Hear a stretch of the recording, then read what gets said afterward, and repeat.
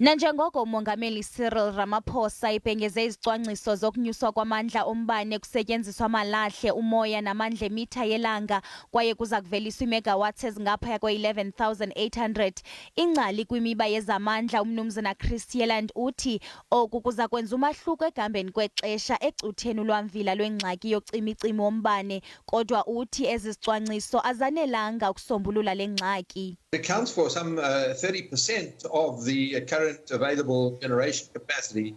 So it's hoped that it's going to make a significant difference in the medium term to alleviating the electricity situation in South Africa. You have to bear in mind that over the next decade, a very significant number, about 10,000 megawatts of old coal-fired power is going to be decommissioned and taken off the grid. So this goes quite a long way in replacing that old coal-fired power.